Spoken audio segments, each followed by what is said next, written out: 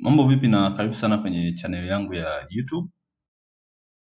Kwenye video hii nitakuonyesha namna gani ambavyo unaweza ukaconnect ukanunua connect na namna ambavyo unaweza ukaconnect account yako ya Upwork pamoja na account yako ya benki ambayo utatumia kupokelea malipo. Sasa kwa ambao mjui connect, kila kazi inayopostiwa Upwork lazima uombe. Lazima ununue connect, ndo lazima uwe na connect ndo uweze kuomba. Kwa mfano hii kazi unaona imepostiwa hapa inahitaji connect 20 ndo uweze kuomba. Kuna hii kazi ambayo imepostiwa hapa nyingine inahitaji at least uwe na connect 19 ndio uweze kuomba kutuma proposal. Sasa nitaenda moja kwa moja kwenye kununua connect. Utaangalia upande wako wa kushoto hapa utaona imeandikwa connect, then kuna button ya buy connect, then utabonyeza buy connect. Okay, utaona hapa kwa $1.50 unapata connect 10. So mimi naona na connect 94 but hapa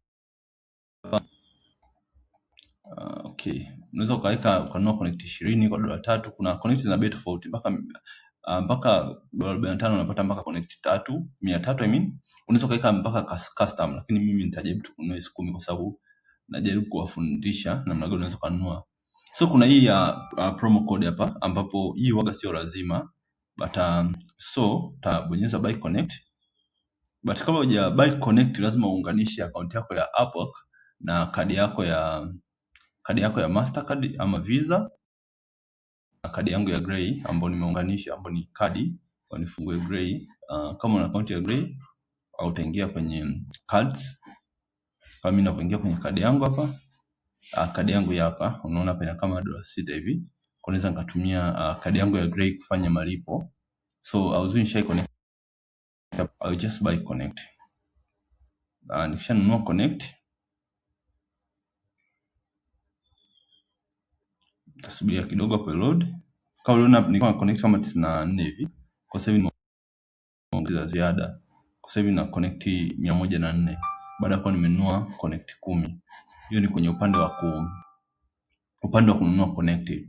Sasa upande wa pili labda na unataka connect njia ya malipo. So utakuja kwenye profile yako, your profile ya Upwork.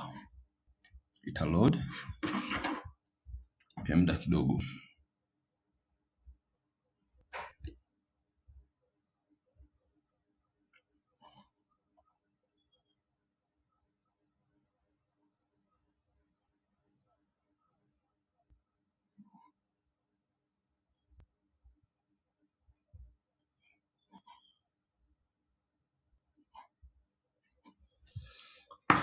Ukishanunua ukishafungua profile yako, I'm sorry, nimekuja kwenye profile. Utabonyeza sio kwenye profile. I think ipo kwenye hapo kwenye account setting. Inabidi ubonyeze account setting. Ukibonyeza kwenye account setting, utaangalia kuna vitu vingi sana hapa. But itabidi ubonyeze hapa kwenye nafikiri kwenye withdraws. Zamani kwa natumia neno inaitwa get paid. But now ni withdraw. Then ukishabonyeza kwenye withdraw utaona hii button imeandikwa, ngoja ni remove nje ambayo nilikuwa naitumia mwanzo, ambayo nimeunganisha hapa. So utaona wamekuwekea available balance na $0. Watakwambia add a method. Ukiklik add method hapa, wana njia mbalimbali. Wanaweza kukulipa kwa Payoneer, wanaweza kukulipa kwa wire, wanaweza kukulipa kwa bank account. Payoneer wanakata $1, alafu pia kwa Payoneer na makato makubwa, so mimi waga sishauri watu watumie Payoneer. Pia wire makato yake unaona kama $50 na inachukua siku 7 kufika, kwa hiyo sishauri. Na shaurigi sana watu watumie direct to US bank account, ambapo kuna article nimeandika hapa, nitaiweka kwenye nitaiweka namna ya kufungua benki ya Marekani. Kuna article nimeandika hapa kama hivi mnavyoiona, hii inaelezea namna gani ambavyo unaweza kufungua account ya benki ya Marekani ukiwa Tanzania. So nitakupa chance uisome, lakini nitaweka kwenye description ya hii video hapo ili uweze kutumia. So nitachagua direct to US bank account, nita set up. So mimi account yangu nimeitengeneza kwa kupitia Grey. So nitakuja kwenye Grey huku, nitabonyeza hapa home. Nikishabonyeza home, nitabonyeza hapa United States. Utaona details za benki yangu ziko hapa. Ndio kuna personal details ambazo zinaonekana. So nita copy kwa mfano account number. So account number umeulizia hapa, naona nini kinatokea. So nitachagua bank type, benki yangu ni checking, individual checking. Sasa nikasheshe. So sio nitaki kubonyezeka ni edit. Okay, sawa. So routing number yangu inapatikana hapa hivi kwenye account yangu. Hapa tuchague SH routing. Japokuwa SH routing number inafanana na hii. Na hii ambayo imeandikwa routing number inakuwa tu moja. So I just put hii ya utoa details za benki hapo zinatokea. Then wataniomba account number. So nita copy account number. Or just put account number. Nitaweka hapa account number. So huku watataka confirm inabidi uiandike.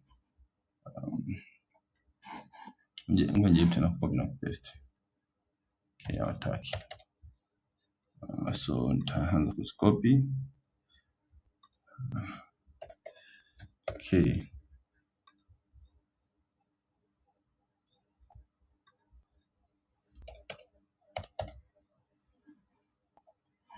So nikishaweka hapo nita add bank account. So nataka hapo niweke password zangu. So nitaweka hii ni confirm.